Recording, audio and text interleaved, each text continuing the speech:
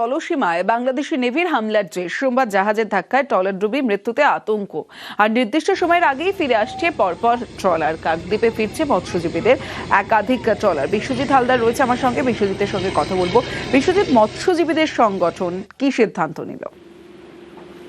হ্যাঁ দেখো, এই মুহূর্তে কাকদ্বীপের যে মৎস্যজীবী ট্রলার মালিক থেকে শুরু করে এবং যে মৎস্যজীবী পরিবার রয়েছে তারা কিন্তু একেবারে এই ঘটনার পর আতঙ্কিত হয়ে পড়েছে এবং তাদের যে প্রিয়জন এখনো পর্যন্ত তারা কিন্তু আতঙ্কে রয়েছেন। তারা কেউ সমুদ্রে যেতে চাইছে না এবং সেই কারণেই যেটা দেখা যাচ্ছে এই কয়েকদিনের মধ্যে কাকদ্বীপের প্রায় বেশিরভাগ ট্রলার যারা সমুদ্রে ছিলেন তারা কিন্তু সবাই কাকদ্বীপে ফিরে এসেছেন এবং তারা এই মুহূর্তে যেটা প্রতিবাদ স্বরূপ যেটা জানাচ্ছেন যে সরকার এই বিষয়টা যথাযথ ব্যবস্থা গ্রহণ করুক, কারণ তারা যে সমুদ্রে যায়, তারা যে মাছ ধরতে যায়, তারা কিন্তু নিরাপত্তার অভাব বোধ করছেন এবং সেই কারণে তারা কিন্তু আজকের কাকদ্বীপ যে বামনের মোড় রয়েছে সেখান থেকে কিন্তু একটা প্রতিবাদ মিছিল বার করছেন। সেখানে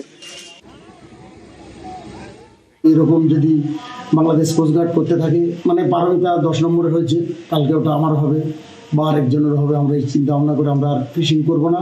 এটা তো মানে বাংলাদেশ কোস্টগার্ড এটা পার পেয়ে যাচ্ছে। আমরা যদি কোনো জোরালো প্রতিবাদ না করি, এরকম আরো কত ভাইকে হারাতে হয়।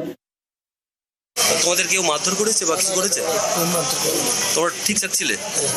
খাওয়া দাওয়া পেয়েছো? প্রশাসন আমাদেরকে সাহায্য করবে। আমরা কোস্টগার্ডের সাথেও কথা বলছি। সমস্ত জায়গার মৎস্যজীবীরা, বেশ কিছু মৎস্যজীবী ওরা এক জায়গায় হয়েছে, ওরা হয়তো কিছু পথসভা টভা করতে পারে এরকম শোনা যাচ্ছে।